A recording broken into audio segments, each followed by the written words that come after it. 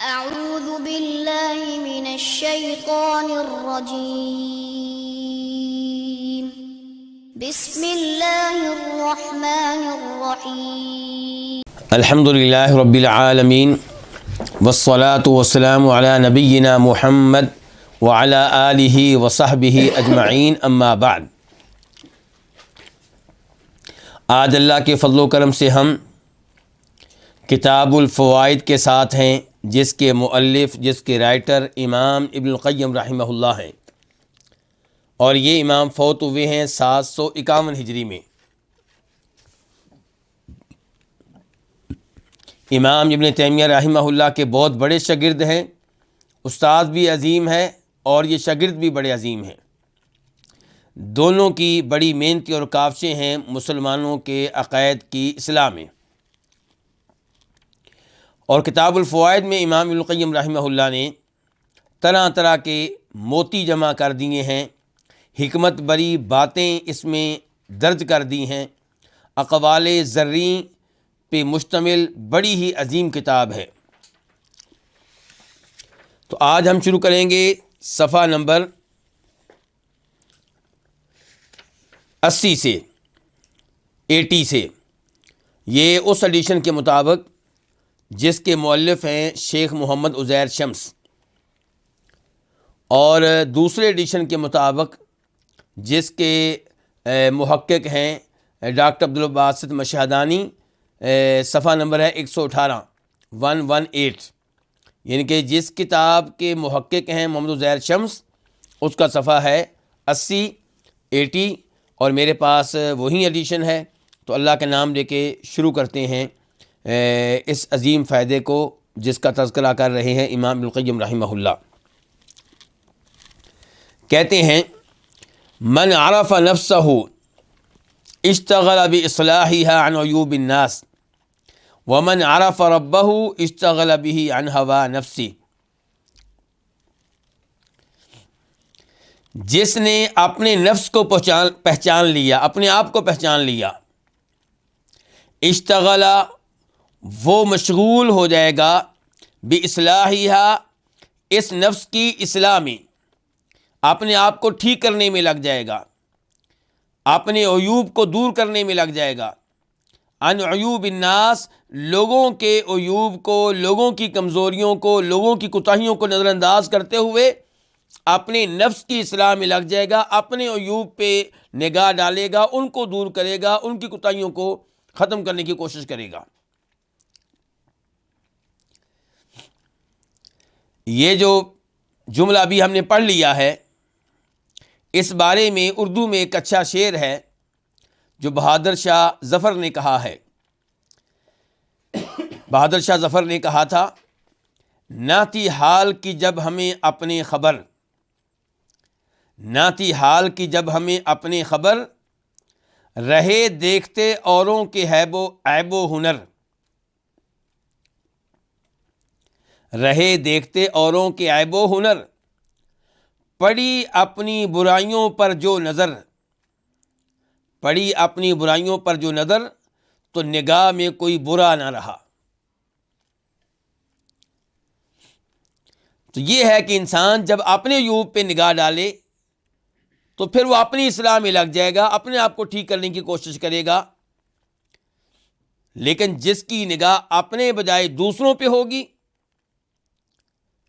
تو وہ دوسروں میں کیڑے نکالتا رہے گا، ان پہ تنقید کرتا رہے گا اور اپنی اصلاح نہیں کر سکے گا۔ تو یہاں بات ہو رہی ہے انسانوں کی ذاتی کمزوریوں کی۔ ایک ہے عقیدے کی کمزوری، منہج کی کمزوری، اس میں آپ ظاہر ہے کہ اپنے عقیدے کے بارے میں یقین پہ ہوں گے، آپ کو یقین ہوگا کہ میں عقیدہ توحید پہ ہوں اور یہی درست عقیدہ ہے، تو اپنے عقیدے اور منہج کے بارے میں آپ کو یقین ہوگا، تو وہاں پہ آپ دوسروں کے عقیدے اور منہج پہ نگاہ رکھیں گے، اس کی اصلاح کرنے کی کوشش کریں گے۔ لیکن جہاں تک تعلق ہے ذاتی کمزوریوں کا، ذاتی عیوب کا، تو وہاں پہ کیا ہوگا؟ وہاں پہ آپ لوگوں کی طرف نہیں دیکھیں گے، اپنے عیوب کی طرف دیکھیں گے۔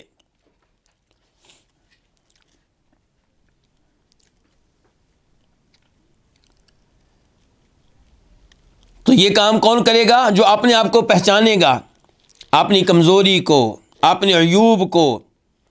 لیکن جو اپنے آپ کو نہیں پہچانتا وہ کیا سمجھتا ہوگا؟ میں سب سے بڑا متقی، میں سب سے بڑا پرہیزگار ہوں، میں ٹھیک ہوں، باقی سب غلط ہیں۔ تو یہ آدمی پھر اپنی اصلاح نہیں کر سکے گا۔ اپنی اصلاح وہی کر سکے گا جس نے اپنے نفس کی کمزوریوں کو اور اپنے نفس کے شر کو پہچان لیا۔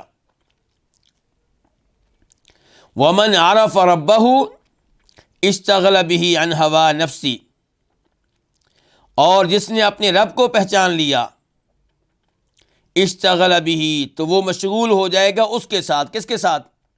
اپنے رب کے ساتھ۔ عن ہوا نفسی، اپنے نفس کی خواہشات کو نظر انداز کرتے ہوئے۔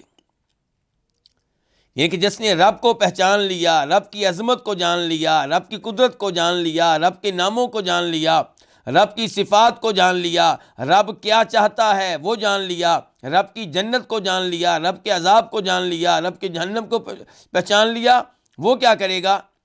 وہ اپنی خواہشات کو نظر انداز کر دے گا۔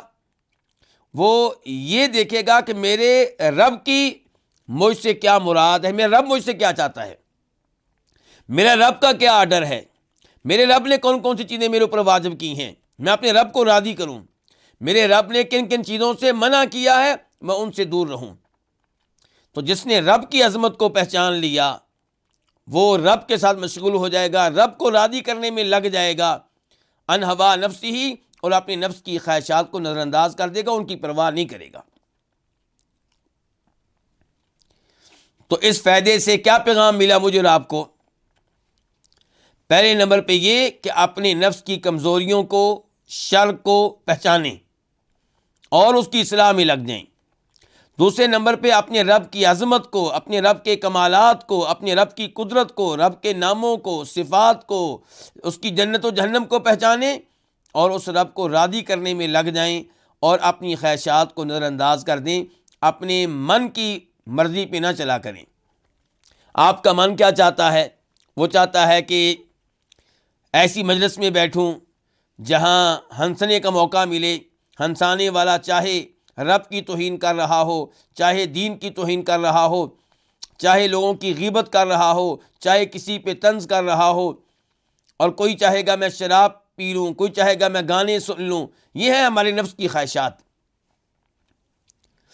تو نفس کی خواہشات کی طرف نہیں دیکھنا، رب کی طرف دیکھنا ہے۔ رب کے ساتھ مشغول ہو جائیں، رب کو راضی کرنے میں لگ جائیں۔ کبھی آپ تلاوت کر رہے ہوں، کبھی نماز پڑھ رہے ہوں، کبھی روزہ رکھا ہوا ہو، کبھی لوگوں کو درس دے رہے ہوں قرآن کا، کبھی درس دے رہے ہوں حدیث کا۔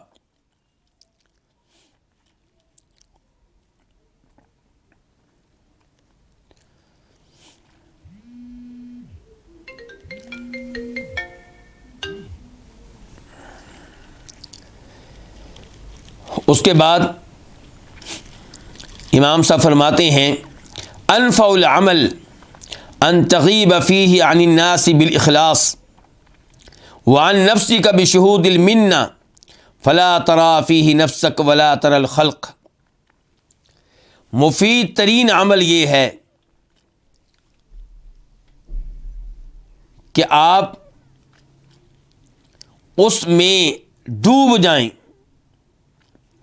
اس میں غائب ہو جائیں، اس میں ڈوب جائیں، بالاخلاصی، کس کے ساتھ؟ اخلاص کے ساتھ، عن الناس، لوگوں کو نظر انداز کرتے ہوئے۔ نماز توجہ سے پڑھیں، دھیان سے پڑھیں، رب کو راضی کرنے کے لیے پڑھیں، لوگوں کی پرواہ نہ کریں، لوگوں سے شباش لینے کے لیے نہیں۔ مسجد بنائیں اور یہ عمل کریں اخلاص کے ساتھ، اللہ کو راضی کرنے کے لیے، جنت میں اللہ سے آپ محل لینے کے لیے، لوگوں سے شباش لینے کے لیے نہیں کہ جب کوئی پروگرام ہو وہاں پہ میری تعریفیں ہوں کہ اس نے جناب اتنی مساجد بنائی ہیں۔ نہیں نہیں نہیں نہیں، مفید ترین عمل وہ ہوگا کہ ان تغیب فیہ، اس عمل میں آپ غائب ہو جائیں، ڈوب جائیں، بالاخلاص، اخلاص کے ساتھ، عن الناس، لوگوں کو نظر انداز کرتے ہوئے، لوگوں کی پرواہ نہ کریں، لوگوں سے شباش نہیں لینی۔ اور اخلاص کا ہمیں بار بار حکم دیا گیا ہے۔ بخاری شریف کی پہلی حدیث کیا؟ انما الاعمال بالنیات۔ آپ نے جو عمل کیا، جو مسجد بنائی، جو تلاوت کی، جو نماز پڑھی، جو روزہ رکھا، جو حج کیا، جو عمرہ کیا، اس پہ اجر و ثواب ملنا ہے کہ نہیں ملنا؟ اس میں پہلے نمبر پہ دیکھا جائے گا آپ کی نیت کی طرف۔ آپ نے حج کیوں کیا تھا؟ رب کو راضی کرنے کے لیے یا لوگوں سے شاباش لینے کے لیے؟ آپ نے عمرہ کیوں کیا تھا؟ رب کو راضی کرنے کے لیے یا اس لیے کہ میں ہر سال عمرے پہ جاتا ہوں، اس سال بھی جانا، میرا ریکارڈ نہ ٹوٹ جائے، لوگوں کو معلوم ہو جائے کہ یہ آدمی ہر سال عمرے پہ جاتا ہے۔ کیوں اعتکاف کیا آپ نے؟ رب کو راضی کرنے کے لیے، اپنی اصلاح کے لیے۔ ان 10 دنوں میں جو رمضان کے قیمتی ترین دن ہیں، خوب تلاوت کرنے کے لیے، اپنے آپ کو گناہوں سے بچانے کے لیے، یا اس لیے کہ لوگوں کو معلوم ہو جائے کہ یہ ہر سال اعتکاف کرتا ہے؟ تو جو عمل آپ کے لیے فائدہ مند ہے وہ یہ ہے کہ وہ آپ کریں اخلاص کے ساتھ، اللہ کو راضی کرنے کے لیے، ورنہ اللہ بڑی غیرت والا ہے۔ صحیح حدیث کا مفہوم ہے کہ نبی علیہ الصلوۃ والسلام نے فرمایا، اللہ تعالیٰ کہتے ہیں اس آدمی سے جو کوئی عمل کرتا ہے اور اس عمل میں اللہ کے ساتھ اوروں کو شریک کر لیتا ہے کہ جاؤ یہ عمل بھی ان کے پاس لے جاؤ، مجھے نہیں ضرورت ان اعمال کی۔ اور مشہور و معروف حدیث ہے بخاری شریف کی، جس کا نمبر ہے 1423، 1423، کہ وہ 7 لوگ جن کو اللہ تعالیٰ روز قیامت سایہ دے گا، جب اللہ کے سائے کے علاوہ کوئی سایہ نہیں ہوگا، ان میں سے ایک وہ ہے کہ وَرَجُلٌ تَصَدَّقَ بِصَدَقَةٍ فَأَخْفَاهَا، وہ شخص جس نے صدقہ کیا تو صدقہ کو کیا کیا؟ چھپایا۔ صدقہ دیا تو لوگوں کو پتہ نہیں چلنے دیا، اتنے خفیہ طریقے سے دیا، اخلاص کی اتنی حفاظت کی کہ حتیٰ لا تعلم شمالہ ما تنفق یمینہ، دائیں ہاتھ سے صدقہ دیا ہے، بائیں ہاتھ کو پتہ نہیں چلنے دیا کہ دائیں ہاتھ نے کیا دیا ہے۔ جبکہ عام طور پہ انسان کا دل یہ چاہتا ہے کہ میں نیکی کروں تو اس کا اعلان ہو، ٹی وی پہ اعلان ہو، سوشل میڈیا پہ میری نیکی کا اعلان ہو، کوئی پروگرام ہو، کانفرنس ہو، وہاں سٹیج سے میرا نام لیا جائے کہ فلاں صاحب نے اتنے پیسے دیے ہیں اللہ کی راہ میں۔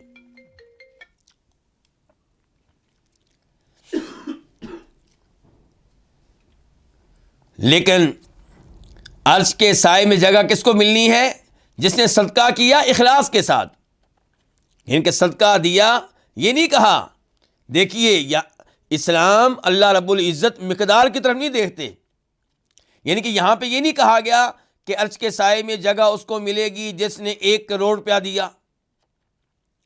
یہ کہا گیا کوئی بھی صدقہ دیا، تصدق بصدقۃ، کوئی بھی صدقہ دیا لیکن فاخفاها، چھپا کر دیا، لوگوں کو پتہ نہیں چلنے دیا، دائیں ہاتھ سے دیا، بائیں ہاتھ کو پتہ نہیں چلنے دیا۔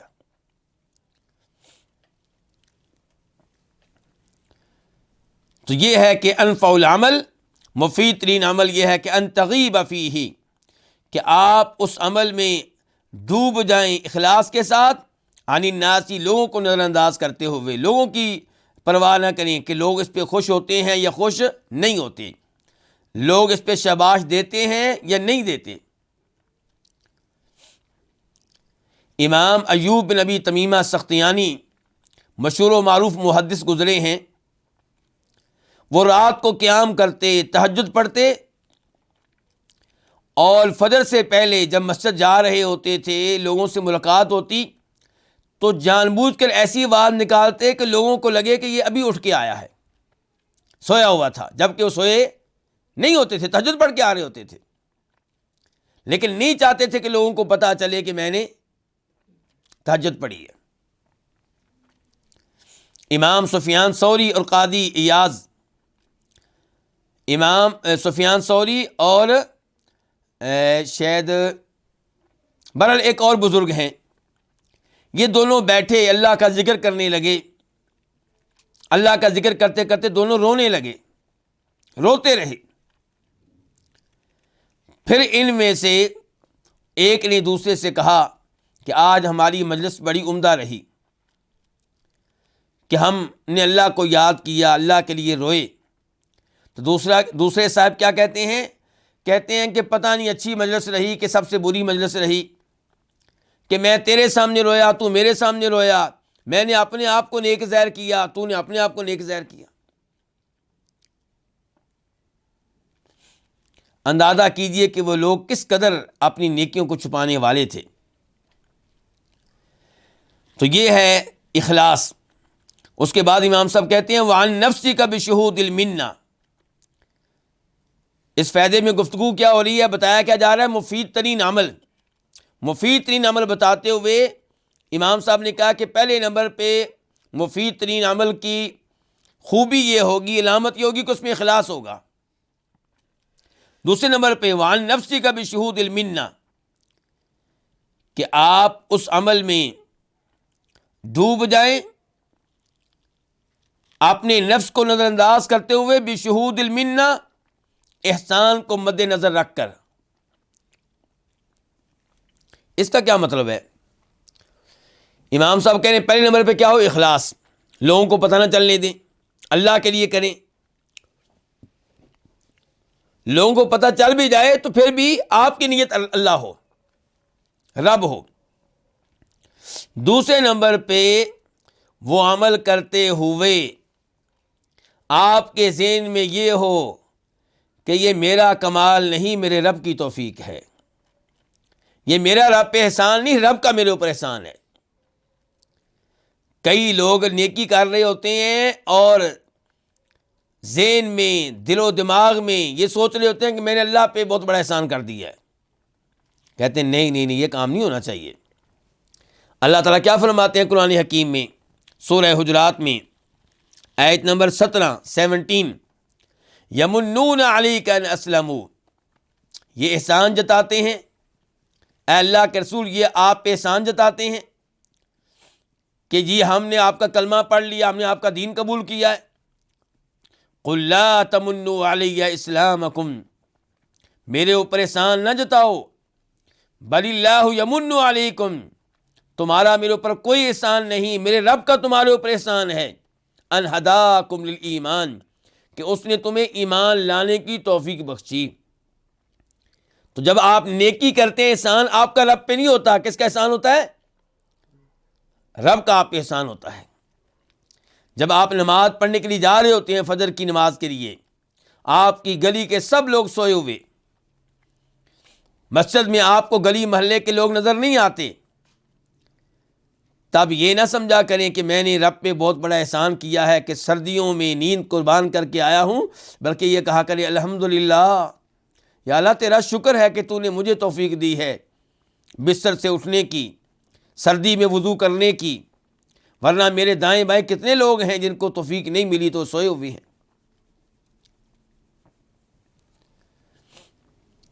جنتی لوگ جب جنت میں پہنچیں گے تو سورہ اعراف آیت نمبر 43 کیا کہیں گے؟ الحمدللہ الذی ہدانا لہذا وما کنا لنہتدی لولا ان ہدانا اللہ، تمام تعریفیں اس اللہ کے لیے جس نے ہمیں جنت میں پہنچایا، جنت میں آنے کی توفیق بخشی، اور اگر اللہ ہمیں توفیق نہ دیتا، ہماری رہنمائی نہ کرتا، ہمیں ہدایت نہ دیتا تو ہم جنت میں پہنچنے والے نہیں تھے۔ اور پھر بخاری شریف کی حدیث نمبر ہے 2837 2837، راوی ہے برا بن عازب رضی اللہ تعالی عنہ۔ خندق کی لڑائی کا موقع ہے، دشمن اس بار ایک نہیں ہے، احزاب، جنگ احزاب، جس کا دوسرا نام کیا؟ جنگ خندق، جس میں خندق کھودی گئی تھی مدینہ کی حفاظت کے لیے۔ اور اس میں لشکر کتنے آئے تھے؟ کئی لشکر آئے تھے، مسلمانوں کے خلاف کئی طاقتیں جمع ہو گئی تھیں، قریش مکہ، یہودی، نجد کے قبائل، بہت سے لوگ جمع ہو گئے تھے، جنگ احزاب۔ اس موقع پہ جب خندق کھودنے کا فیصلہ ہوا، سردی کے ایام تھے اور بھوکے پیاسے صحابہ کرام خندق کھودتے رہتے، محنت کرتے رہتے۔ برا بن عازب کہتے ہیں میں نے خود نبی علیہ الصلوۃ والسلام کو دیکھا کہ آپ کے پیٹ پہ پتھر تھا اور مٹی نے آپ کے پیٹ کی سفیدی کو چھپایا ہوا تھا، اور آپ خندق کھود رہے تھے، اور ساتھ ساتھ کیا کہہ رہے تھے؟ اللہ اکبر، اگر میں ہوتا یہاں پہ، آپ میں سے کوئی ایسا ہو سکتا ہے کہ وہ سوچتا کہ میں اللہ پہ کتنا احسان کر رہا ہوں، بھوکا پیاسا ہوں، کھانے کو کچھ ملتا نہیں، سردی کے ایام ہیں اور مدینہ کی زمین پتھریلی ہے، پتھر ہی پتھر، اور میں خندق کھود رہا ہوں، اللہ پہ بہت بڑا احسان کر رہا ہوں۔ لیکن نبی علیہ الصلوۃ والسلام اس موقع پہ کیا پڑھ رہے ہیں؟ صحابہ کرام آپ کے ساتھ مل کے کیا پڑھ رہے ہیں؟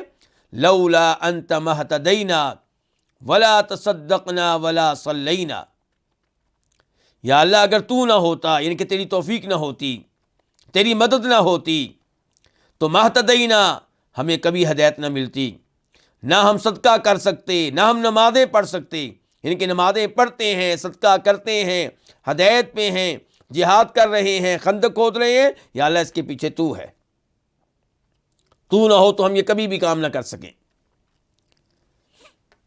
فَأَنزِلًا سَكِينَةً عَلَيْنَا، یا اللہ اس لیے جیسے تو نے ہمارے ساتھ یہ نیکی کی کہ ہمیں صدقہ کرنے کی توفیق دی، نماز پڑھنے کی توفیق دی، مسلمان ہونے کی توفیق دی، ایسے ہی ہمارے ساتھ ایک نیکی اور کر دے، ایک احسان اور کر دے، یا اللہ ہم پہ سکینت نازل کر دے، اطمینان ہمارے دلوں میں داخل کر دے، خوف ہمارے دلوں سے نکال دے۔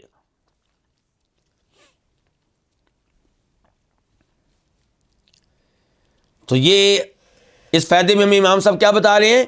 مفید ترین عمل کون سا ہے، کون سے اعمال ہیں جن کا ہمیں فائدہ ہوگا روز قیامت؟ تو وہ اعمال جن میں دو چیزیں پائی جائیں، نمبر ایک کیا؟ اخلاص، نمبر دو یہ بات ذہن میں ہو کہ احسان میرے اوپر رب کا ہے، میرا نہیں ہے، لا حول ولا قوت الا باللہ، کہ نیکی کی توفیق دینے والا بھی اللہ، گناہوں سے بچانے والا بھی اللہ۔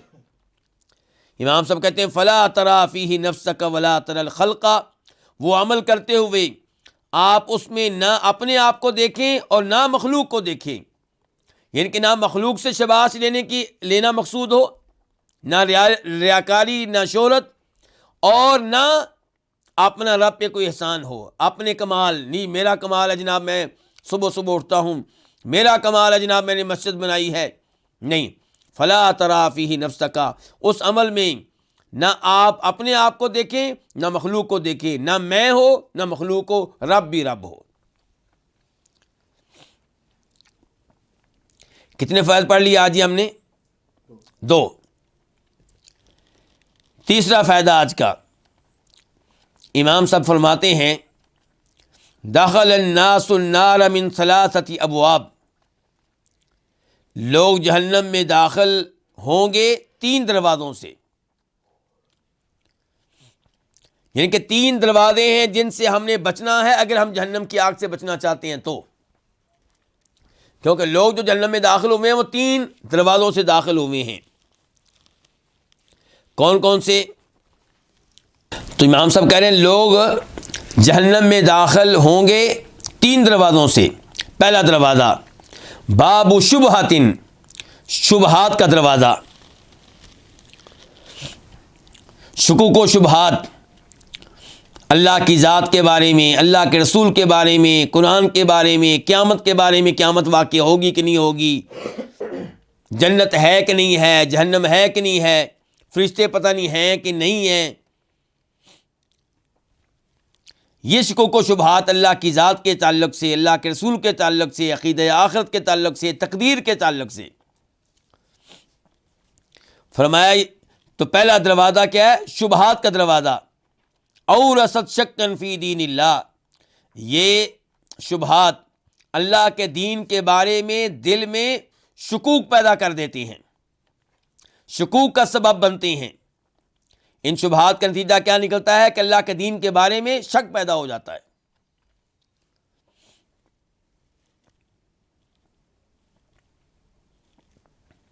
بعض لوگ بڑے ذہین ہوتے ہیں، آپ ان کی گفتگو سنیں گے تو کہیں گے پتہ نہیں یہ باتیں کہاں سے لے کر آتا ہے. جو مسئلہ آپ بیان کریں گے اس میں ان کے دل میں کوئی نہ کوئی شک پیدا ہو رہا ہوگا. اچھا جی، آپ لوگ کہتے ہیں اللہ تعالیٰ رات کے آخری تہائی میں آسمانی دنیا پہ نازل ہوتا ہے، تو پھر اس وقت کہیں رات ہوتی ہے کہیں پہ نہیں ہوتی، کہیں پہ رات کسی دوسرے وقت ہوتی ہے، تو اوقات تو مختلف ہیں، پھر یہ سب کیسے ہوتا ہے؟ سوال یہ کہ صحابہ کرام نے حدیث سن کے ایسے اعتراض کیے تھے؟ ان کا اللہ کی ذات پہ ایمان تھا کہ اللہ ہر چیز پہ قادر ہے، اس لیے دل میں شک پیدا ہی نہیں ہوتا تھا، فوراً ایمان لے آتے تھے.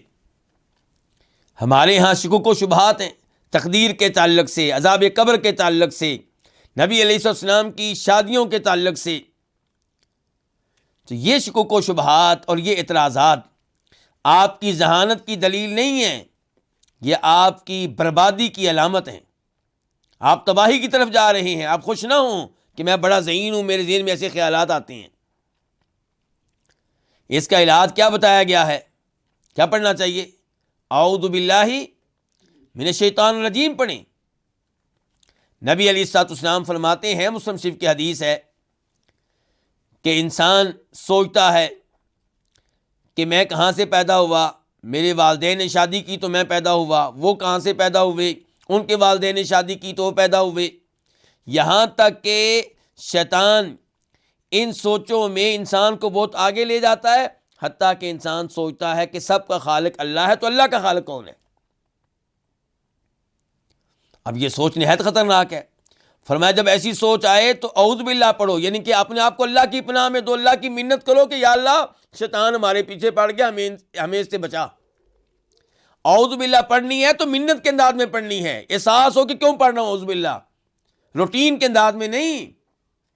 یعنی کہ آپ اللہ سے کہیں گے اعوذ باللہ، یا اللہ میں تیری پناہ میں آ رہا ہوں، یہ مجھے لے گیا شیطان، مجھے میرے دین کو برباد کرنے لگا ہے، مجھے ایمان سے محروم کرنے لگا ہے، تو یا اللہ مجھے اپنی پناہ میں لے لے، مجھے اس کے وسوسوں سے بچا لے. تو یہ منت کرتے ہوئے پڑھیں گے اعوذ باللہ من الشیطان الرجیم، پھر اپنی بائیں جانب پھونکیں گے. اور فرمایا پھر اپنے خیالات کو کہیں اور لے جائیں، اپنے خیالات کو اس موضوع پہ برقرار نہ رہنے دیں. تو یہ پہلا علاج میں نے بتایا کس کا؟ ایسے شکوک و شبہات کا. اور دوسرے نمبر پہ یہ کہ علم لیا جائے، قرآن پڑھیں، احادیث پڑھیں. جو علم میں پختہ علماء ہیں، سلفی علماء، اہل حدیث علماء، ان کی مجالس میں بیٹھا کریں، علم نافع لیں. یہ علم نافع آپ کو شکوک و شبہات سے بچانے میں ممد و معاون ثابت ہوگا.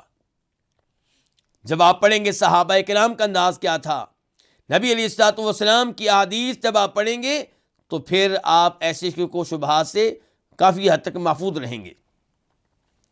تیسرے نمبر پہ یہاں پہ مجھے وصیت یاد آ رہی ہے شیخ الاسلام ابن تیمیہ رحمہ اللہ کی، جو انہوں نے امام ابن القیم رحمہ اللہ کو کی تھی. ان کے ہمارے جو مؤلف ہیں ان کو ان کے استاد ابن تیمیہ رحمہ اللہ نے کی تھی. یہ کہتے ہیں کہ میں امام صاحب سے اکثر پوچھتا کہ میرے دل میں یہ شبہ آتا ہے، میرے دل میں یہ بات آتی ہے، تو وہ شبہات کا ازالہ کرنے کی کوشش کرتے ہیں. لیکن ایک دفعہ انہوں نے کہا بھائی دھیان سے، اپنے دل کو شکوک و شبہات کا مرکز نہ بناؤ.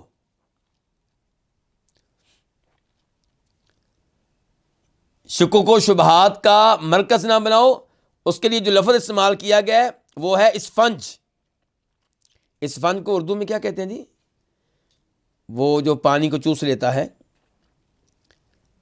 برتن دھوتے ہوئے بھی اس کو استعمال کرتے ہیں. اسپنج کیا کہتے ہیں؟ اسپنج کہتے ہیں نا. یعنی کہ اپنے دل کو شکوک و شبہات کے لیے اسپنج نہ بناؤ کہ جو شکوک و شبہات آیا آپ نے اس کو چوس لیا، آپ نے دل میں اس کو جگہ دے دی. جب شکوک و شبہات کا مرکز بن جائے گا آپ کا دل، تو پھر آپ کے اعمال بھی ویسے ہی ہوں گے، جو پانی نکلے گا اس سے وہ ویسے ہی ہوگا. پھر فرمایا اپنے دل کو ٹھوس شیشے کی طرح بنا لو، شکوک و شبہات آئیں تو ان کو ٹھہرنے کی جگہ نہ ملے. ٹھوس شیشے پہ پانی گرے گا تو کیا شیشے میں کوئی جگہ ہوتی ہے، سوراخ ہوتا ہے، کوئی گڑا ہوتا ہے جہاں پہ پانی رکے گا؟ نہیں رک سکے گا۔ تو فرمایا اپنے دل کو ٹھوس شیشے کی طرح بنا لو، ان شبہات کو جگہ نہ دو۔ تو پہلا دروازہ کیا ہے جس سے لوگ جہنم میں داخل ہوں گے؟ کیا؟ شکوک و شبہات کا دروازہ۔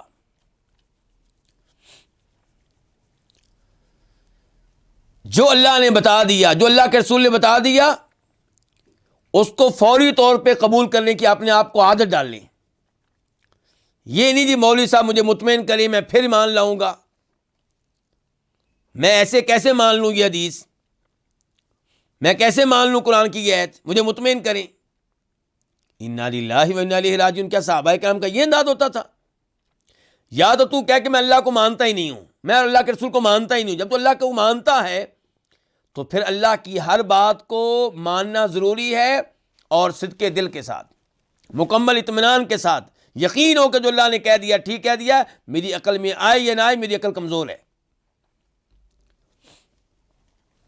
دوسرا دروازہ جس سے لوگ جہنم میں داخل ہوں گے، فرمایا باب شہوت۔ دوسرا دروازہ کون سا ہے؟ شہوت کا دروازہ۔ شہوت کیا؟ کسی چیز کی خواہش رکھنا، کسی چیز کی حد سے زیادہ خواہش رکھنا۔ اللہ تعالیٰ فرماتے ہیں زُيِّنَ لِلنَّاسِ حُبُّ الشَّهَوَاتِ مِنَ النِّسَاءِ وَالْبَنِينَ وَالْقَنَاطِيرِ الْمُقَنطَرَةِ، سورہ آل عمران ہے، کہ لوگوں کے دلوں میں مزین کر دیا گیا ہے، محبت ڈال دی گئی ہے من چاہی چیزوں کی۔ وہ چیزیں کیا ہیں؟ عورتیں، بیٹے، سونے چاندی کے ڈھیر جواہرات، گھوڑے، مویشی۔ آپ دیکھیں کئی لوگ بہت پسند کرتے ہیں کن کو؟ بھینسوں کو، گائیوں کو، کاروبار کرتے ہیں، ان کو بڑی محبت ہے اپنے بکروں سے، ان چیزوں سے۔ اللہ نے کہا ذالک متاع الحیات الدنیا، یہ دنیاوی زندگی کا ساز و سامان ہے۔ تو بہرحال باب شہوت، دوسرا دروازہ جس سے لوگ داخل ہوں گے شہوت کا دروازہ ہے۔ اورثت تقدیم الہوی علی طاعت و مرضاتہ، یہ شہوت جو ہے یہ سبب بنتی ہے کس کا؟ خواہشات نفس کو اللہ کی اطاعت اور اللہ کی رضا پہ مقدم کرنے کا، ترجیح دینے کا۔ جب آپ میں شہوت ہوگی ان چیزوں کی تو پھر آپ کیا کریں گے؟ پھر آپ اللہ کی اطاعت کی طرف نہیں دیکھیں گے، اللہ کی رضا کی طرف نہیں دیکھیں گے، اپنی خواہش کی طرف دیکھیں، جو دل میں آتا ہے جی میں وہ کروں گا۔ نہیں دیکھیں گے کہ اللہ اس معاملے میں مجھ سے کیا چاہتا ہے۔ شراب پینے کو دل چاہ رہا ہے، اب اللہ تعالیٰ کیا چاہتے ہیں؟ ہم شراب پئیں کہ نہ پئیں؟ اللہ چاہتے ہیں کہ ہم نہ پئیں، لیکن یہ کس پہ عمل کر رہا ہے؟ اپنے دل کی خواہش پہ۔ خواہشات نفس کو اس نے ترجیح دے رکھی ہے اللہ کی اطاعت پہ، اللہ کی رضا پہ، کس کے نتیجے میں؟ شہوت کے نتیجے میں۔ تو جب شہوت یوں غلبہ پائے تو اللہ کے عذاب کو یاد کر لیں، جہنم کی آگ کو یاد کر لیں، قبر کے عذاب کو یاد کر لیں۔ صحابہ کرام کی سیرت پڑھیں، انہوں نے کیسے اپنے آپ کو گناہوں سے بچایا، کیسے ان گناہوں کو انہوں نے چھوڑ دیا۔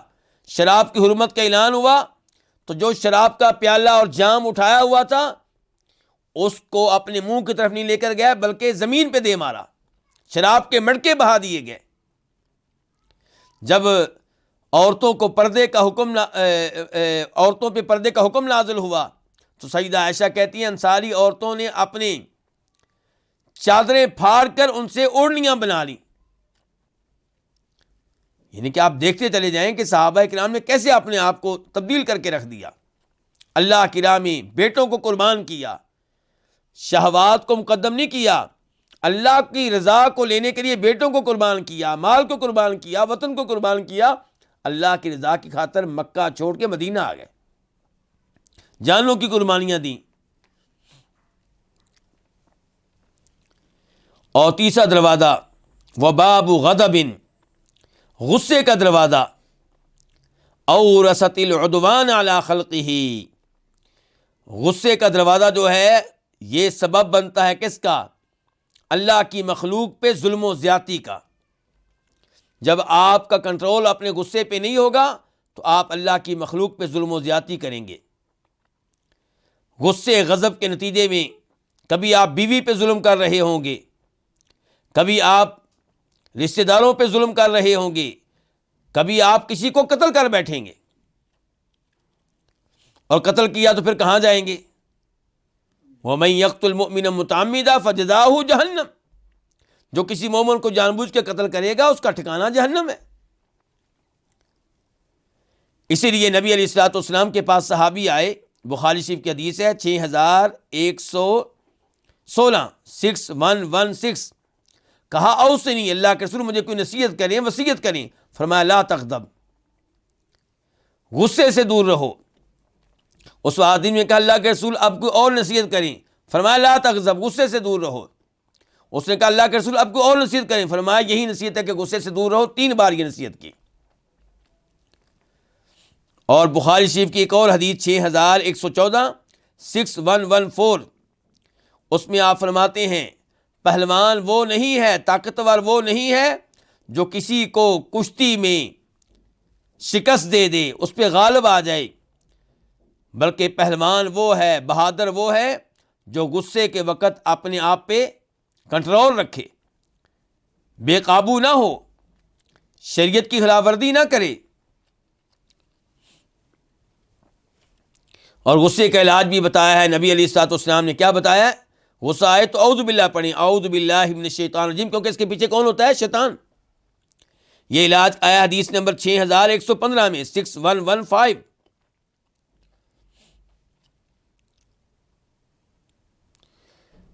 تو خلاصہ یہ ہے اس فائدے کا جو بھی ہم نے پڑھا ہے کہ اگر ہم جہنم کی آگ سے بچنا چاہتے ہیں، اللہ تعالی ہم سب کو محفوظ رکھے، تو شکوک و شبہات کے فتنے سے بچیں، شہوت کے فتنے سے بچیں، اور اپنے آپ کو غصے سے بچائیں۔ غصے کا نتیجہ اچھا نہیں ہوتا، غصے کا انجام برا ہوتا ہے۔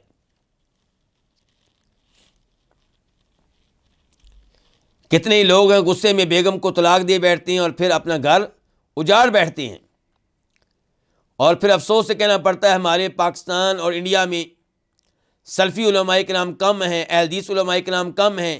یہ لوگ 3 طلاق دینے کے بعد پھر رابطہ ان سے کرتے ہیں، حنفی علماء کرام سے، اور وہاں سے فتویٰ پھر کس چیز کا ملتا ہے؟ حلالے کا۔ ان کے غصے کا انجام دیکھیں، اس کی وجہ سے اپنی بیگم کا حلالہ کرانا پڑتا ہے، یعنی کہ بغیرتی کا مظاہرہ کرتے ہوئے اپنی بیگم کا عارضی نکاح 1 رات کے لیے، 2 رات کے لیے، 3 راتوں کے لیے کسی غیر مرد سے کروانا پڑتا ہے، اپنے ہاتھ سے اپنی بیگم کو اس کے حوالے کرتے ہیں۔ یہ نتیجہ کس کا ہے؟ غصے کا۔ اور قاتل کا کیا بنتا ہے جو قتل کر بیٹھتا ہے؟ غصے کا نتیجہ دیکھیں آپ۔ غصہ معمولی سی بات پہ آیا، یعنی کہ آپ نے کہا جی میں برداشت نہیں کر سکا، اس نے مجھے گالی دی تھی، میں برداشت نہیں کر سکا، اس نے میری جناب 1 انچ زمین لے لی تھی، اس پہ یعنی کہ مکان بنا رہا تھا میرا پڑوسی، 1 انچ زمین میری لے رہا تھا، چلے جی آپ نے قتل کر دیا، اب کیا ہوگا؟ پوری زندگی یا جیل میں گزرے گی، یا آپ کو جلدی سے اس کے بدلے میں قتل کر دیا جائے گا؟ اور اگر وہ سسٹم ہو جو انڈیا میں ہے، پاکستان میں ہے، کوئی اتنا اچھا سسٹم نہیں ہے، تو پوری زندگی گزرے گی کچہریوں کے دھکے کھاتے ہوئے، وکیلوں کو فیسیں دیتے ہوئے، ججوں کو رشوت دیتے ہوئے، اور آپ چونکہ جیل میں ہیں، اب آپ کی بیگم کے پاس غیر مرد آتے ہیں مدد کرنے کے نام پہ، آپ کی بچیوں کے پاس بیٹھتے ہیں، بیگم کے پاس بیٹھتے ہیں، یعنی کہ آپ نے اپنی دنیا تباہ کر دی ہے۔ تو تحمل کا مظاہرہ کرنا چاہیے، برداشت کا مظاہرہ کرنا چاہیے۔ اس موقع پہ غصہ پی جانا بہتر ہے ان نتائج سے جو بعد میں پیدا ہوتے ہیں۔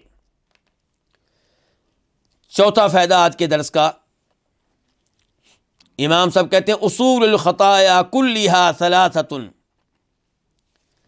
تمام کے تمام گناہوں کی بنیاد 3 چیزیں ہیں۔ جتنے بھی گناہ ہوتے ہیں ان کے پیچھے اسباب کتنے ہیں؟ 3۔ پہلا سبب الکبر، تکبر، وَهُوَ الَّذِي أَصَارَ إِبْلِيسَ إِلَى مَا أَصَارَهُ، اور یہ تکبر ہی ہے جس نے ابلیس کو وہاں پہنچا دیا جہاں پہنچا دیا. کیا انجام ہوا ابلیس کا جی؟ دتکار دیا گیا، پہلے سے بتا دیا گیا جہنم میں جائے گا، اللہ کی لعنتیں نازل ہوئی اس کے اوپر. سبب کیا تھا؟ سبب یہ تھا کہ آدم علیہ السلام کو سجدہ نہیں کیا. کیوں سجدہ نہیں کیا جی؟ میں اس سے بڑا ہوں. کبر، تکبر.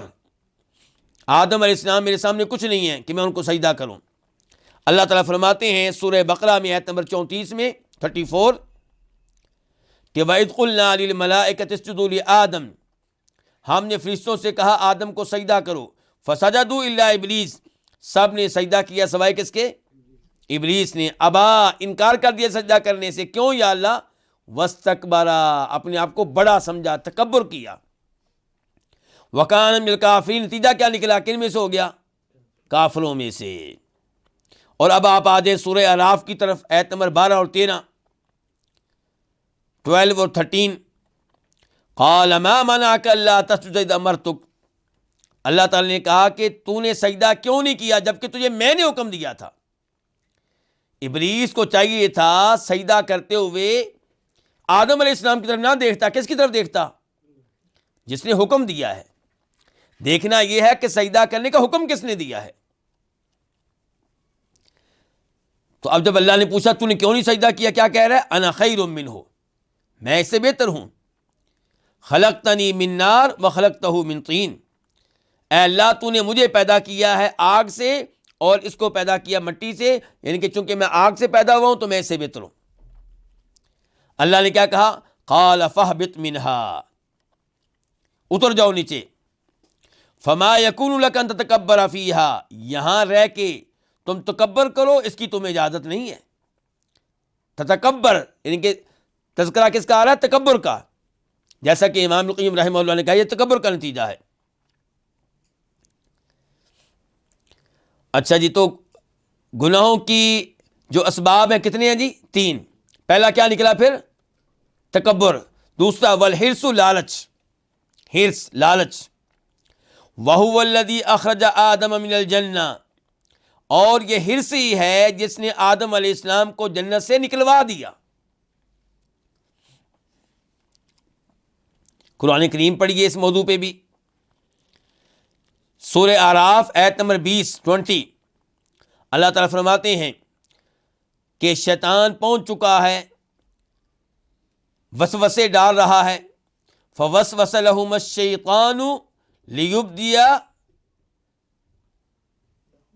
لہما ما وری عن سوآتہما، اور اصل جو ہے وہ اس کے بعد وہ کیا؟ وقال ما نہاکما ربکما عن ہذه الشجرۃ الا ان تکونا ملکین او تکونا من الخالدین. شیطان آ کے کہہ رہا ہے آدم علیہ السلام سے، اما حوا سے، کہ آپ لوگ جانتے ہیں اللہ نے آپ کو اس درخت کے قریب جانے سے کیوں منع کیا ہے؟ اس لیے کہ اگر تم لوگوں نے اس درخت کا پھل چکھ لیا تو تم کیا بن جاؤ گے؟ فرشتے، یا تم ہمیشہ ہمیشہ کے لیے جنتی بن جاؤ گے. تو شیطان نے ترغیب دی کہ آپ لوگ پھل چکھ لیں فرشتے بن جائیں گے، آپ لوگ پھل چکھ لیں ہمیشہ ہمیشہ کے لیے جنت میں رہنے والے بن جائیں گے. تو آدم علیہ السلام نے اس لالچ میں کہ ہم فرشتے بن جائیں گے، اس لالچ میں کہ ہم ہمیشہ ہمیشہ کے لیے جنت میں رہنے والے بن جائیں گے، یہ پھل چکھ لیا. پھر جو انجام ہوا وہ آپ جانتے ہیں. جنت سے نکلنا پڑا، زمین پہ اترنا پڑا، آزمائشوں کا سلسلہ شروع ہو گیا. تو جنت سے پھر کیوں نکلے ہیں؟ حرص کی وجہ سے. والحسد، اور تیسرے نمبر پہ کیا ہے جی؟ حسد. تیسرا یہ نمبر کس چیز کا ہے؟ یعنی کہ وہ گناہ، وہ اسباب جو سبب بنتے ہیں کس چیز کا؟ گناہوں کے سرزد ہونے کا. یعنی کہ مین جو اسباب ہیں، جو بنیاد ہے گناہوں کی، وہ 3 چیزیں ہیں: تکبر، حرص اور تیسرے نمبر پہ حسد. وَهُوَ الَّذِي جَرَّ، احد ابنی آدم علی اخیہ، یہ حسد ہی ہے جس نے آدم علیہ السلام کے دو بیٹوں میں سے ایک کو جرأت دلائی اپنے بھائی کے خلاف، یعنی کہ اس کو قتل کرنے کی جرأت دلائی۔ یہ ہمیں کہاں سے معلوم ہوا؟ امام القیم رحمہ اللہ نے فائدہ کہاں سے لیا؟ سورہ مائدہ آیت نمبر 27 اللہ تعالیٰ کہتے ہیں وَاتْلُ عَلَيْهِمْ نَبَأَ ابْنَيْ آدَمَ بِالْحَقِّ، کہ آدم علیہ السلام کے دونوں بیٹوں کی خبر لوگوں کو بتائیے۔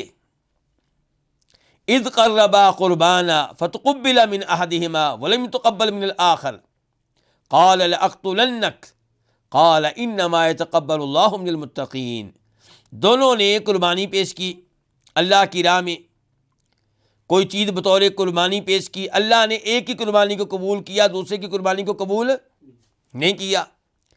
اب جس کی قربانی قبول نہیں ہوئی وہ حسد میں مبتلا ہو گیا، دوسرے کو کہنے لگا میں تمہیں قتل کروں گا۔ اس نے کہا بھئی اللہ تعالیٰ اس کی قربانی قبول کرتا ہے جو تقوی اختیار کرے، جو اللہ سے ڈرنے والا ہو۔ تو اب اس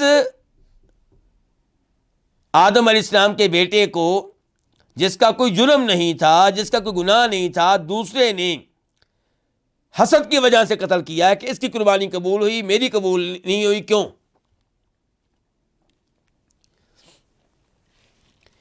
تو امام صاحب کہتے ہیں یہ 3 گناہوں کے اصول بتانے کے بعد، گناہوں کے اسباب بتانے کے بعد کہ فمن وقی شر هذه الثلاثه فقد وقی الشر، جو ان 3 امور کے شر سے محفوظ رہا، تکبر، حرص اور حسد، ان 3 کے شر سے جس کو بچا لیا گیا، فقد وقی الشر، اسے ہر طرح کے شر سے بچا لیا گیا، وہ ہر طرح کے شر سے محفوظ رہے گا، وہ ہر طرح کے شر سے بچ جائے گا۔ فالکفر من الکبر، کفر پیدا ہوتا ہے، کفر نتیجہ ہوتا ہے کس کا؟ تکبر کا، یعنی کہ ابلیس کافر کیوں ہوا؟ تکبر کی وجہ سے۔ والمعاصی من الحرص، اور گناہ ہوتے ہیں حرص کی وجہ سے، لالچ کی وجہ سے۔ لالچ کی وجہ سے ہی لوگ گناہ کرتے ہیں نا، کسی کی زمین پہ قبضہ کر لیا، سود لیتے ہیں، کس لیے؟ لالچ، دنیا کا لالچ، چوری، ڈکیتی، یتیم کا مال کھانا، یہ سب کیا ہے؟ لالچ۔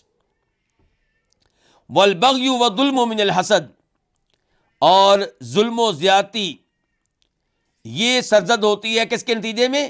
حسد کے نتیجے میں، حسد کی وجہ سے۔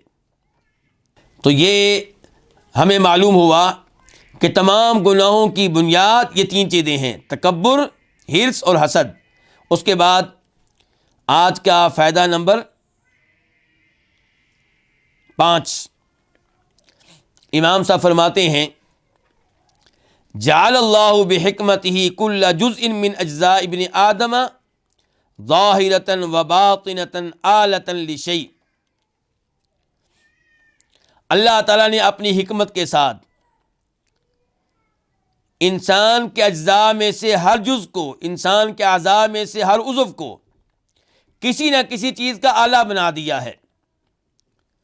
انسان کے اجزاء، انسان کے اعضاء ظاہری ہوں یا باطنی، جو نظر آتے ہیں وہ ہوں یا اندرونی ہوں۔ ہمارے کئی اعضاء ہمیں نظر نہیں آتے نا، کیوں جی؟ دل جو ہے یہ نظر آتا ہے، معدہ، جگر، یہ چیزیں نظر نہیں آتی۔ تو انسان کے اعضاء یا ظاہری ہوتے ہیں یا باطنی۔ تو امام صاحب کہہ رہے ہیں اللہ تعالیٰ نے اپنی حکمت کے ساتھ انسان کے اجزاء میں سے ہر جزو کو، انسان کے جسم کے جو حصے ہیں ان میں سے ہر حصے کو کیا بنا دیا؟ آلۃ لشیء، کسی نہ کسی چیز کا آلہ بنا دیا، کسی نہ کسی چیز کا ذریعہ، وسیلہ بنا دیا، کسی نہ کسی چیز کی مشینری بنا دیا ہے۔ اذا استعمل، جب اس کو استعمال کیا جائے، کس کو؟ اس عضو کو، انسان کے جسم کے اس پارٹ کو، اس حصے کو، جب اسے استعمال کیا جائے فیہ، اس چیز میں، کس چیز میں؟ جس کے لیے اس کو بنایا گیا ہے۔ جب اس کو استعمال کیا جائے فیہ، اس چیز میں جس کے لیے اس کو بنایا گیا ہے، فہو کمالہ، تو یہ اس کا کمال ہوگا۔ فالعین آلۃ للنظر، چنانچہ آنکھ آلہ ہے دیکھنے کا۔ ذریعہ ہے دیکھنے کا، والأذن آلۃ للسماع، اور کان آلہ ہے کس کا؟ سننے کا، والانف آلۃ للشم، اور ناک آلہ ہے کس کا؟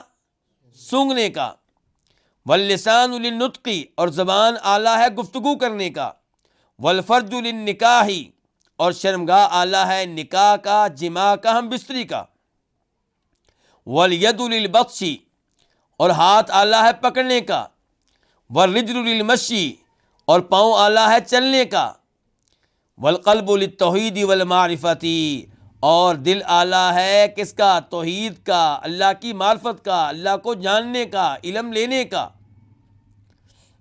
والروح للمحبت، اور روح ہوتی ہے کس کے لیے؟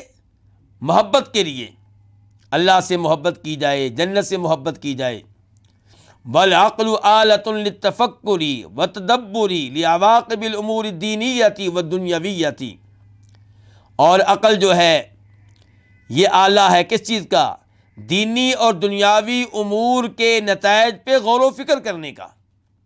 اللہ نے عقل دی ہے، آپ دینی امور کے نتائج پہ غور و فکر کریں۔ شراب پینے لگے ہیں، نتیجہ کیا نکلے گا؟ سود لینے لگے ہیں، نتیجہ کیا نکلے گا؟ دنیا کی بھی بربادی، آخرت کی بھی بربادی۔ شراب دنیا کی بربادی، آخرت کی بربادی۔ بدکاری کا نتیجہ کیا نکلے گا؟ دنیا کی بھی بربادی، آخرت کی بھی بربادی۔ یعنی کہ عقل سے کام لینا چاہیے، امام صاحب کا پیغام یہ ہے، اس عقل سے کام لیں۔ تو عقل جو ہے یہ آلہ ہے دینی اور دنیاوی امور کے نتائج پہ، انجام پہ غور و فکر کرنے کا، وَإِيثَارِ مَا يَنبَغِي إِيثَارُهُ وَإِهْمَالِ مَا يَنبَغِي إِهْمَالُهُ، اور ان چیزوں کو ترجیح دینے کا جن کو ترجیح دینی چاہیے۔ عقل آلہ ہے ان چیزوں کو ترجیح دینے کا جن کو ترجیح دینی چاہیے، وَإِهْمَالِ مَا يَنبَغِي إِهْمَالُهُ، اور ان چیزوں کو نظر انداز کر دینے کا جن کو نظر انداز کر دینا چاہیے۔ عقل بتائے گی کہ ہمیں کس چیز کو ترجیح دینی چاہیے، آخرت کو دنیا پہ ترجیح دینی چاہیے، نبی علیہ الصلوۃ والسلام کے احکام کو شیطان کے وسوسوں پہ ترجیح دینی چاہیے، اچھے دوستوں کو برے دوستوں پہ ترجیح دینی چاہیے، شادی کے لیے نیک لڑکی کو بد لڑکی پہ جو بے نماز ہے، شرک کے اوپر ہے، بدعات کا ارتکاب کرتی ہے، اس پہ ترجیح دینی چاہیے۔ اور یہ عقل بتائے گی کن چیزوں کو نظر انداز کر دینا چاہیے، کن چیزوں سے دور رہنا چاہیے، کن چیزوں کو چھوڑ دینا چاہیے۔ گناہوں کو چھوڑ دیں، گندے دوستوں کو چھوڑ دیں، بری سوسائٹی کو چھوڑ دیں، برے محلے کو چھوڑ دیں۔ یہ سب کچھ ہمیں معلوم ہوگا کس کے ذریعے؟ عقل کے ذریعے۔ آج کا فائدہ نمبر 6 ایسے ہی ہے، چھٹا فائدہ آج کا، کہتے ہیں اکثر الناس صفقۃ من اشتغل عن اللہ بنفسہ بل اکثر منہ من اشتغل عن نفسہ بالناس۔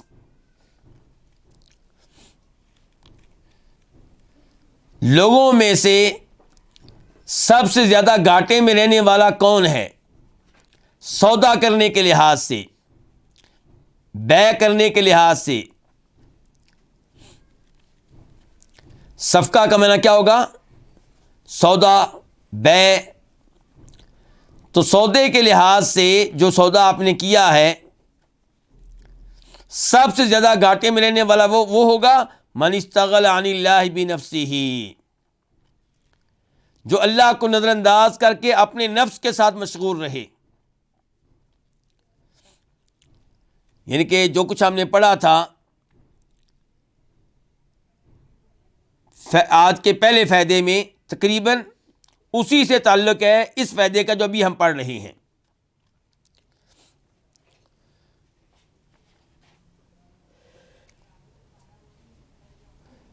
تو کیا کہہ رہے ہیں امام صاحب کہ سب سے بڑھ کر خسارے میں رہنے والا کون ہوگا سودے کے لحاظ سے؟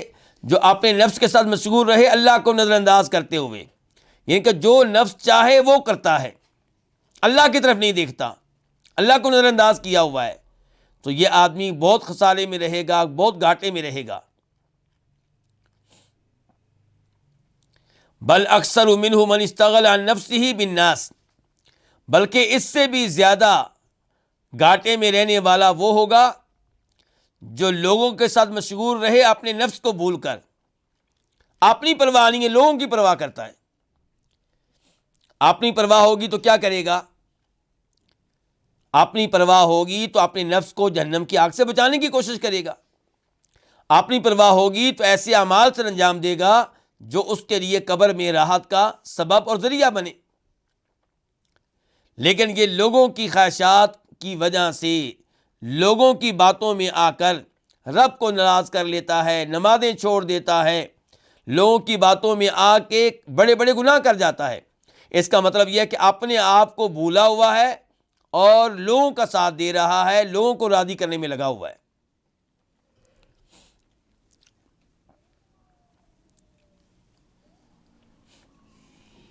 تو اس فائدے سے پیغام کیا دیا امام صاحب نے کہ اگر آپ اللہ کو نظر انداز کر کے اپنے نفس کو خوش کرنے میں لگے ہوئے ہیں تو آپ روز قیامت بہت خسارے میں رہیں گے، بہت نقصان میں رہیں گے.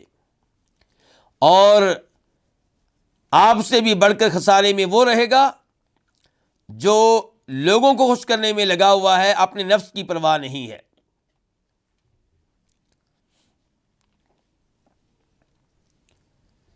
آج کے درس کا شاید آخری فائدہ،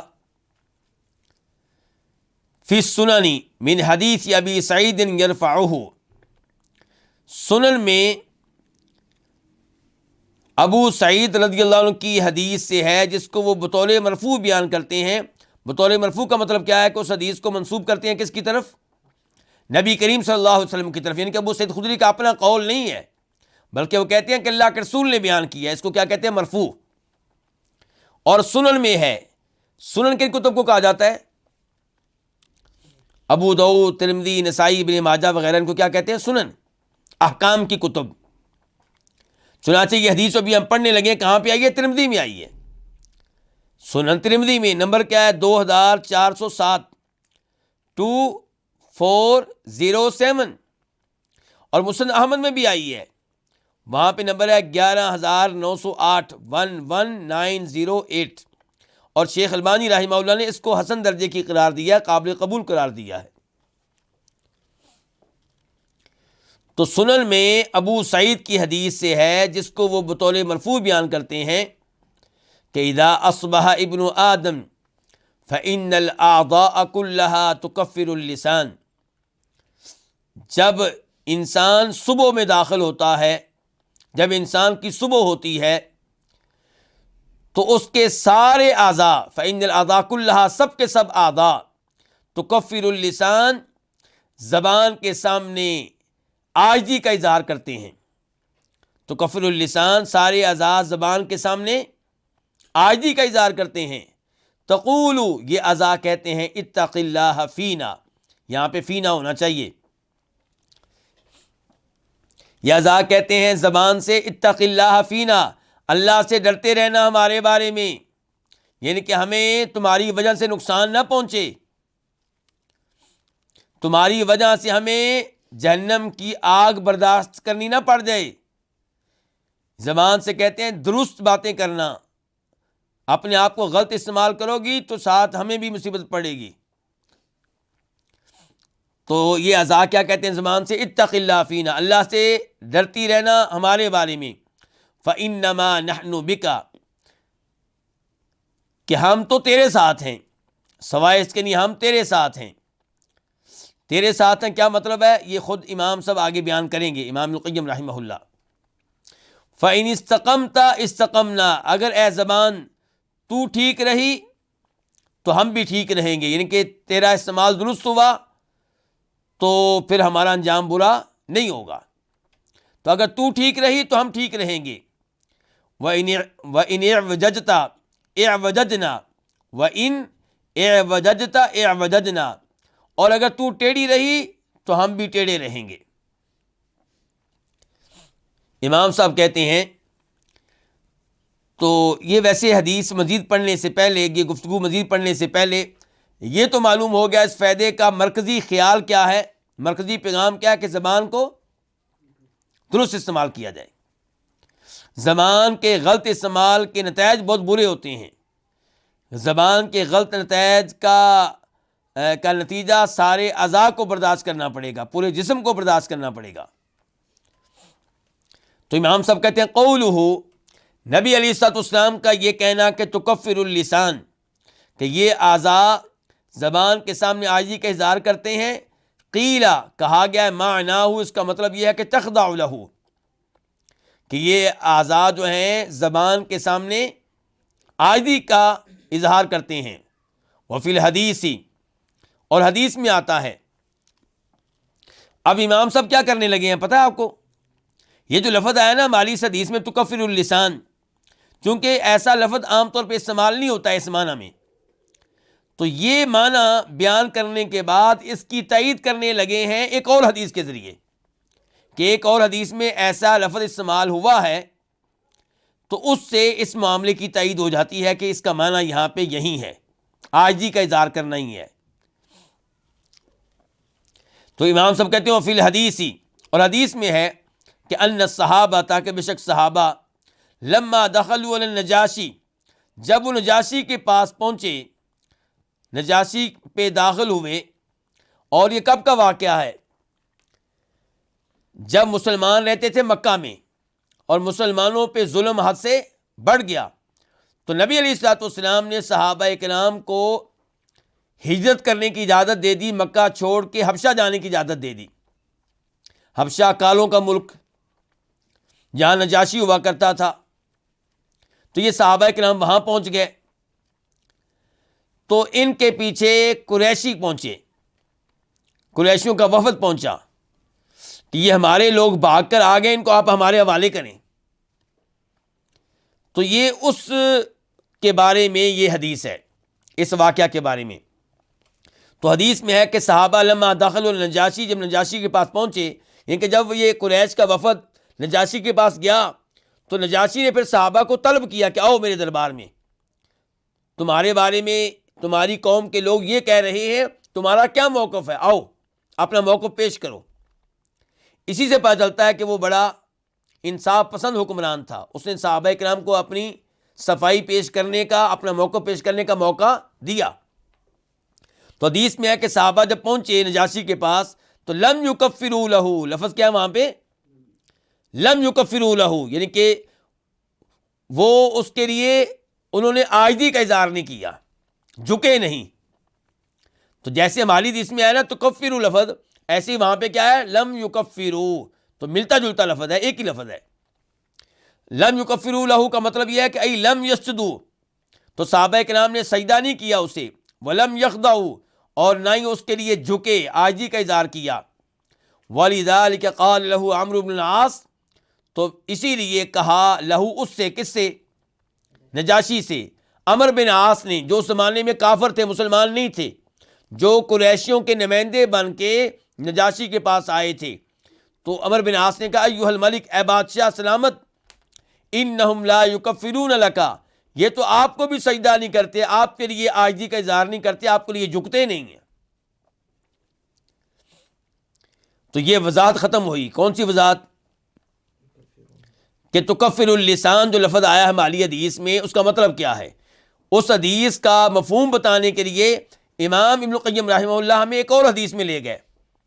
اور یہ اصول ہے کہ حدیث کی بہترین وضاحت کسی دوسری حدیث سے ہوگی. اللہ کے رسول کے الفاظ کا صحیح مطلب کسی اور حدیث سے ہی معلوم ہوگا. اب آتے ہیں امام صاحب ہماری حدیث کے معنی و مفہوم کی طرف، یعنی کہ جو اس میں آیا ہے کہ سارے اعضاء زبان کے سامنے عاجزی کا اظہار کرتے ہیں. تو کیوں؟ کہتے ہیں وَإِنَّمَا خَضَعَتْ لِلسَّانِ، یہ اعضاء زبان کے سامنے عاجزی کا اظہار کرتے ہیں. کیوں؟ لِأَنَّهُ بَرِيدُ الْقَلْبِ، کیونکہ یہ زبان جو ہے یہ کیا ہے؟ دل کا قاصد ہے. یہ زبان دل کے لیے کیا ہے؟ قاصد ہے. وَتَرْجُمَانُهُ، اور یہ اس کی ترجمان ہے. زبان کس کی ترجمان ہے؟ دل کی. یعنی کہ دل میں کیا کچھ ہے یہ باہر کون نکالتی ہے؟ زبان. دل میں کیا کچھ ہے یہ پیغام ہم تک کس کے ذریعے پہنچتا ہے؟ زبان کے ذریعے پہنچتا ہے. تو زبان دل کی کاسد ہے، وہ ترجمان ہو، اور دل کی یہ ترجمان ہے. والواسطۃ بینہ و بین الاعضاء، اور یہ زبان واسطہ ہے دل کے درمیان اور باقی اعضاء کے درمیان. وقولها انما نحن بک، اور زبان کا اور وقولها، اور باقی اعضاء کا زبان سے یہ کہنا کہ انما نحن بک، کہ اے زبان دہان سے ہم تیرے ساتھ ہیں. کیا مطلب ہے ہم تیرے ساتھ ہیں جی؟ ای نجاتنا بک وہلاکنا بک، ہماری نجات تیرے ذریعے ہوگی، ہماری ہلاکت تیرے ذریعے ہوگی. اگر تو درست رہی تو ہم نجات پا جائیں گے، جہنم کی آگ سے بچ جائیں گے، قبر کے عذاب سے بچ جائیں گے. اور اگر تو غلط چلتی رہی تو اس سے شرک سرزد ہوتا رہا، بہتان لگتے رہے باقی عورتوں پہ، اور اس قسم کے کام ہوتے رہے تو خود بھی ہلاک ہوگی، ہم بھی ہلاک ہوں گے. تو یہ اعضاء کہہ رہے ہیں زبان سے ای نجاتنا بک، کہ یعنی کہ ہماری نجات تیرے ذریعے ہے، تیرے ہاتھ میں ہے، اور ہماری ہلاکت تیرے ذریعے ہے، تیرے ہاتھ میں ہے. وَلِهَذَا قال، اسی لیے کہا، کیا کہا کہ فَإِنِ اسْتَقَمْتَ اسْتَقَمْنَا، اے زبان اگر تو سیدھی رہی، ٹھیک رہی تو ہم بھی ٹھیک رہیں گے، اور اگر تو ٹیڑھی ہو گئی تو ہم بھی ٹیڑھے ہو جائیں گے. یہیں پہ آج کے درس کا اختتام کرتے ہیں. اللہ رب العزت یہ قیمتی فوائد ہمیں صحیح معنوں میں ان پہ غور و فکر کرنے کی توفیق دے، ان سے فائدہ اٹھانے کی توفیق دے، اور یہ فوائد دوسرے لوگوں تک پہنچانے کی بھی اللہ رب العزت ہمیں توفیق دے. اور اللہ تعالی ہمارے امام ابن القیم رحمہ اللہ کو جزائے خیر دے، ان کی قبر کو منور فرمائے. وصلی اللہ تعالی علی نبینا محمد وعلی آلہ وصحبہ اجمعین.